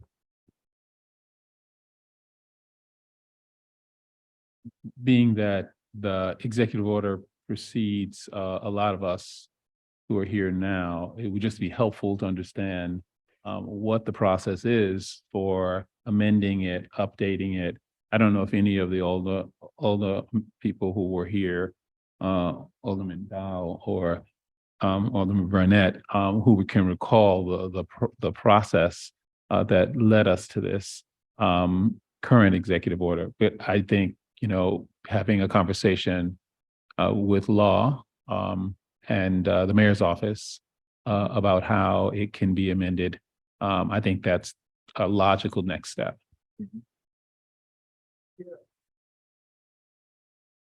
Commissioner Burnett? Well, I'm not a commissioner. Oh, Alderman, yes. So when we did put in this executive order, understanding the fact that this is private development, it's private funding, we were trying to be very particular about how we introduce it and how we encourage it, right? Because it's not like it's city funds and we can really mandate things on it. Yeah. And so I think that was the gist of trying to do it. Some of us in our wards, some of us like myself and Alderman Dow and a couple of other aldermen, we kind of encourage it and enforce it on a handshake point, I should say, in reference to dealing with some of these developments. So that's how we get a little more than others across the city. But it takes some willpower from the aldermen too. And that's why I always say, if you all recall, at these meetings, I encourage a developer to do a joint venture with a minority contractor, and it covers those numbers, right? If you just do a joint venture with them, you don't have to worry about meeting the percentages points, because you made them a partner in the contracting. And when I do that, they do that and they meet their numbers, right? So I think legally we may have a challenge enforcing the private developers to be mandated, but we can talk to the law department about it and see, but I think just knowing that the developers knowing that they got to come back to this body, just like they know that they got to come back and see aldermen should be a leverage or an encouragement to get them to, maybe when they do, like somebody was mentioning to you earlier. Right. I think it was Alderman Dow. Maybe we do need to, certain developers would ask them who the contractor is and say, hey, last time y'all didn't meet this, right? Are you going to try to do it this time? You know what I'm saying? So they can be poised to try to keep the commitment that they signed on to with this executive order. So, but yeah, definitely. If I'm not mistaken, I'm sure that the former chairman did talk to the law department and the mayor's office in reference to trying to put this thing together. I'm sure if we were able to do more in it, he would have did more. So we probably need to talk to the law department to see what our limitations were at that time and are at this time in order to do this. So. Yeah, I just do know that we could do better, right? Even with just the data that we're asking them to provide. I think those could be immediate changes that we can certainly implement. Yeah. Commissioner Dow? Yes, thank you, Chairman. Commissioner Cox, while we're going through we're getting ready to go through the budget. If you need some more folks in this area, you have at least 4 aldermen in the room now that are hearing this conversation, that we could be more of an advocate for this. Please think that through. Thank you. Thank you. I would also, I think that given that you say there are some that are exceeding the requirements, it might be worth shining a light on their effort and having whether it's a subject matter hearing where basically their case study, we put it out in the public and we get a chance to understand what they're doing so that other so it's more of a carrot, but we can give some kudos to the people who are doing it, and then use them as a case. Well, if they can do it, certainly you can do it. So I think that's something, I don't know, again, if it's in the council subcommittee or whether it's the plan commission that does it, but I would love to explore that. We'll add it to the list. You stated in your statements how it breaks down from the developer to the contractor, right? That's my Yeah, well, no, speculation. that's the real deal. Yeah. I mean, the developer makes the commitment. Right. And don't pass it. the contractor be like, man, forget that. You know, I bid it and this is how I'm gonna make my numbers and it'll cost me more money or whatever the case may be. Right. So that's why you also have to, that's why sometimes you will see us ask, who's gonna be your contractor? Right. Right? So I'm gonna be honest with you, certain contractors who I know won't hire anybody from the community and don't want to have minorities working for them. I tell the developers, this contractor ain't cool, man. Right. You know, because they give you the lip service, but you go on the site and you don't see one brother on the site, you know, or one woman on the site, right? And then, you know, so that's just on my side and out in the field. But here we can probably do the same thing if we ask who the contractor is going to be. And we let them know, you know, that contract on these last jobs didn't meet any criteria, right? And then I think the contractors will start being cognizant of the fact that their name may pop up and it may make them look bad with other developers because, you know, they're being scrutinized on not meeting or helping to meet those requirements. So. Commissioner Escarino? Just one point. I think just learning and understanding the challenges. I think that will help us also understand. I could also see where, you know, it's been a tough market in terms of we may not have the expertise. So I think also being able to learn about the reasons why they're not able to meet their goals. One could be what Alderman Burnett just said, but the other could really be challenges in just having expertise or skills. And that I think it could help us as a committee and certainly the department connect with, you know, trade schools or city colleges and how do we get specifically the city resident hiring numbers? What's really important is I know that over the years, there's been lack of skills. And I know that some of the trade schools have been looking to build upon that. And I think the developer actually said it earlier, really getting labor involved in some of these conversations. I think for us, here in Chicago, I think making sure that our residents are given the opportunity to work on these amazing projects it should be a priority. Certainly, MBEWB numbers are also critically important. But I think knowing and understanding from these developers, whoever is not meeting those goals, why did you not meet the goals?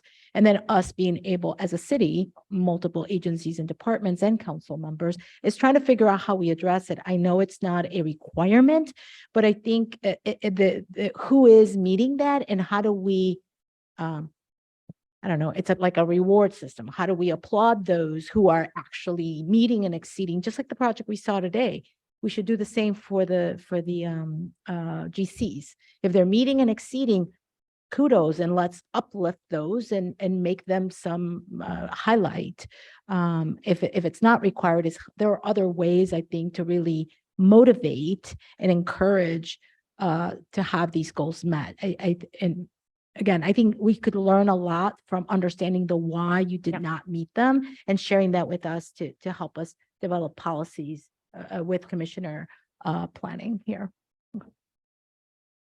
Good point, that we could both receive the report and invite the developer contractor to give a real case study. Sure. To reinforce, so we don't have to do a separate thing, you just, Right.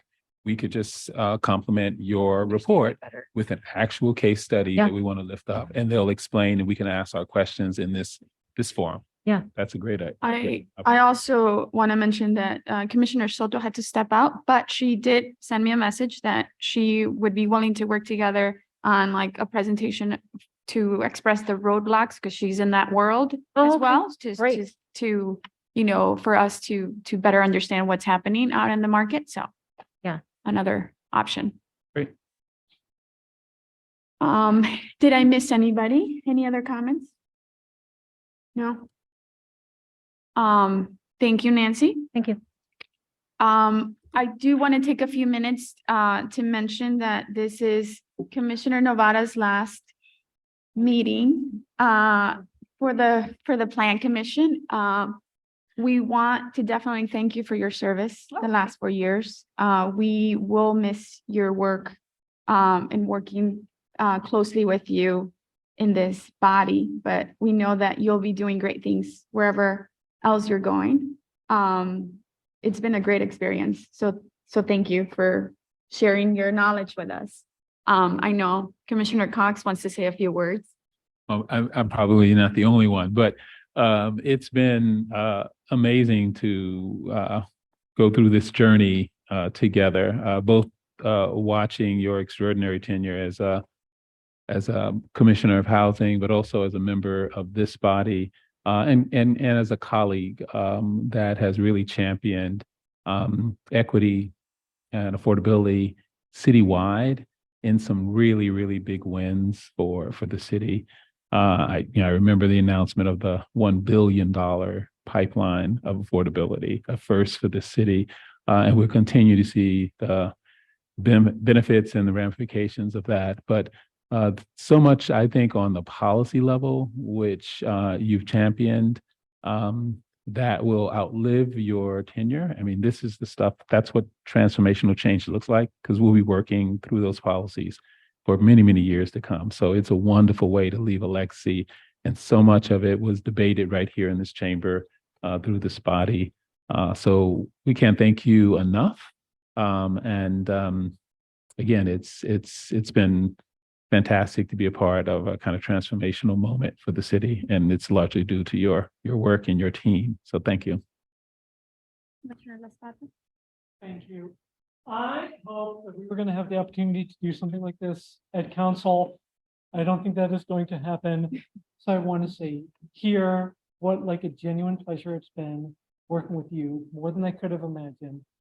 And the work that we do, that you all do in these meetings, this is my first meeting, is really heralded, and ribbon cuttings are fun and important.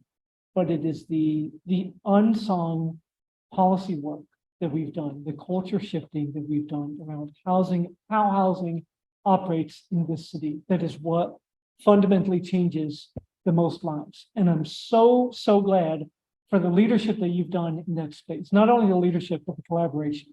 So I'm just grateful. I will say this as I'll see you in your next role rather than a goodbye. So I will see you in your next role. Commissioner Cicho Lopez. Thank you. And I echo Alderman Espada, and I'm sure maybe Alderman Burnett may want to add, since we did not have an opportunity in council, but want to thank you as well for your advocacy in terms of housing and affordable housing. In particular, I'd be remiss if I don't mention 18th and Peoria in Pilsen. That would not have happened without your leadership. So I want to thank you. That's a legacy project. That was a project that has been, decades in the making for the community. So I want to thank you for your leadership.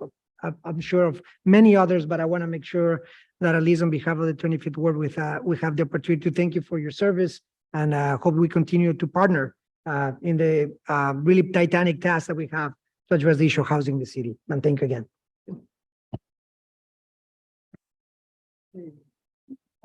Thank you for letting me butt the commissioners. I appreciate that. So it's been an honor to serve with you as a commissioner in this body. We've been blessed to be able to work with you on the ARO. Myself and Sitcho sat on the committee when you first got in. You had a round table and a lot of us aldermen and activists. That's when Sitcho was trying to get 50% affordable housing. He laughing, he know I'm telling the truth.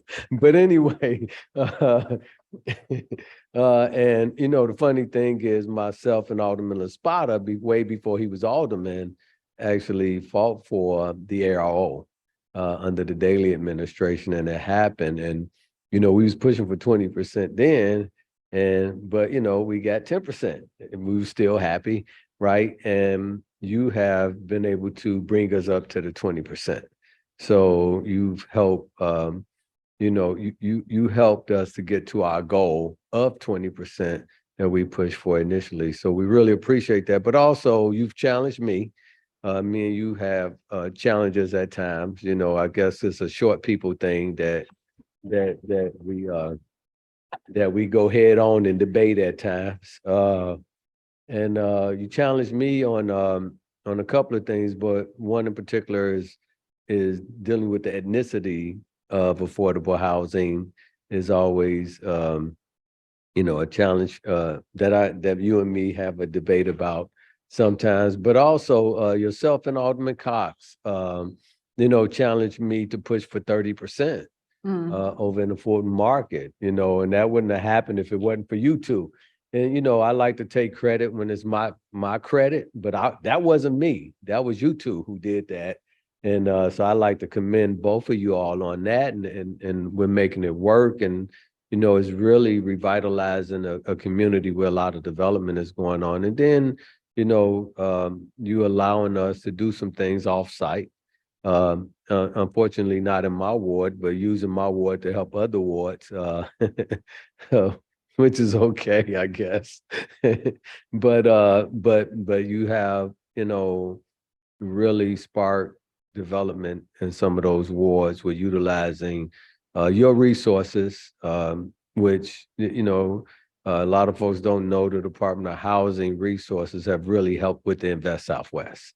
We know that the Invest Southwest wouldn't have been able to happen without the Department of Housing tax credits and the TIFs and the other things that have gone on. So you really have been a part of revitalizing a lot of communities.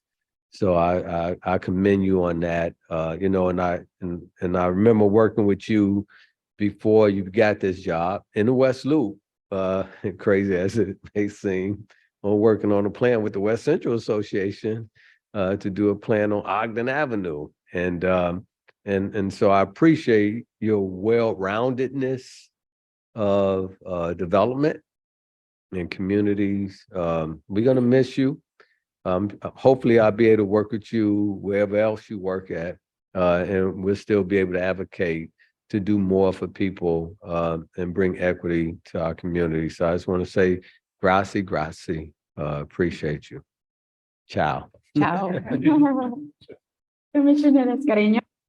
I just want to echo everything that's been said, and Commissioner, I just want to say that the work of women in public service and the work that you've done as a woman in public service, transformational work in this area that you've been leading has been just great, and it's going to have broad reach and real benefits to families and communities throughout the city, specifically areas, Black and Brown communities, and areas where this investment has been lacking. So I want to say kudos. It's been an honor and privilege to work with you in government. And I think as Alderman Burnett was mentioning, I was under the previous administration worked at the city when that first ARO happened, and to see it transform and elevate to the degree that that's been the work that's been done is just really great for our city. So thank you for your work in public service, and good luck, and see you out there somewhere. Commissioner Reyes. Commissioner Novara, it has been an honor to sit at this table with you since 2019. To my friend Marisa,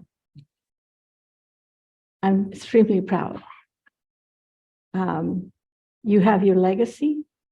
You breathe racial equity for the Black and the brown, for both, which is incredibly important in this city, in our city.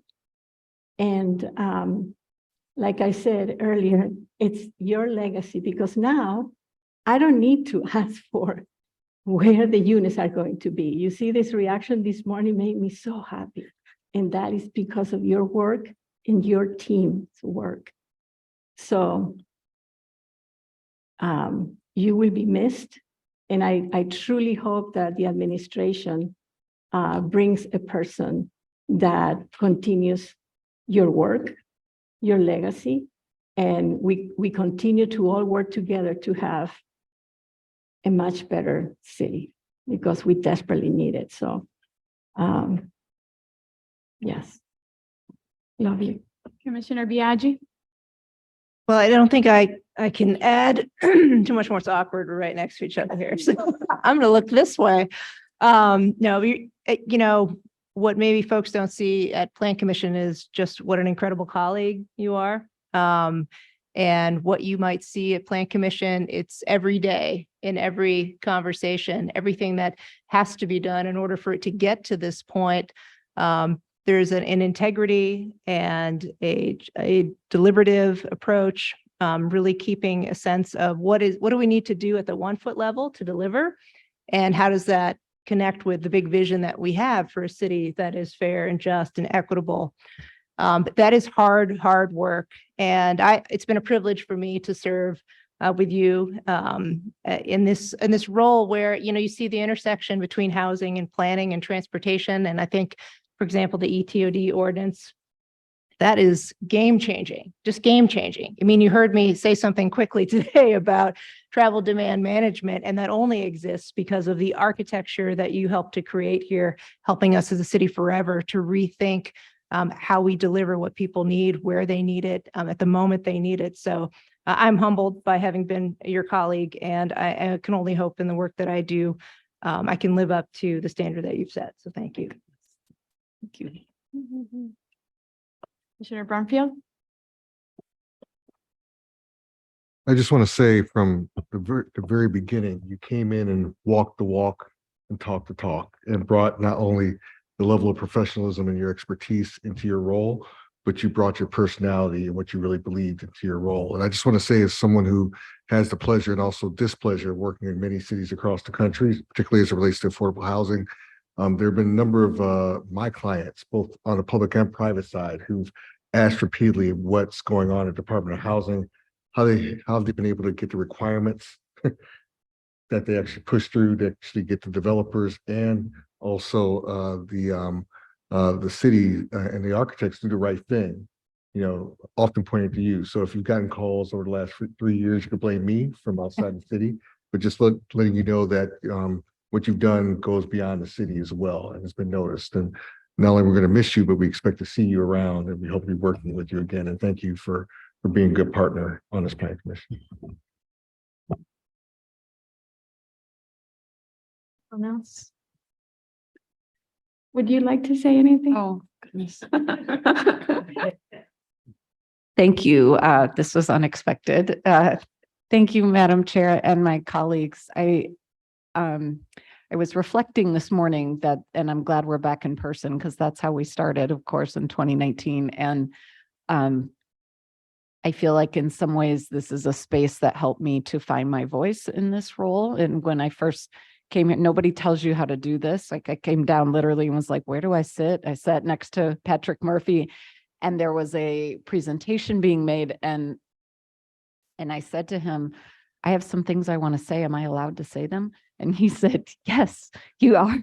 So this was where I found myself saying, I did not plan this, but there was a presentation about what was then called the Emmett Street Apartments. It's now the Lucy Gonzalez Parsons Apartments in Logan Square. And there was some public comment about why it is so important that this remain a underutilized surface parking lot. And I found myself saying, that's not what we're doing here as the Department of Housing values people, not cars. And it was an important space for me to be able to say, this is what I believe in. This is a space where I get to say that and name that. And it was quite an honor to be able to help move that and many, many more projects forward. And I'll also say that the repeated questions in this space about why we weren't seeing more affordable units on site, and me repeatedly explaining that this was the 2015 ARO and we're working on a new one, and I promise it's going to get better, was really a great motivator to make the 2021 ARO what it became, because I saw over and over again in this space how let down many of us felt with how little affordability we were getting out of these projects. And so that was also, it's been an important space for that as well. So thank you so much. You're a wonderful group of public servants, and it's been an honor. Thank you.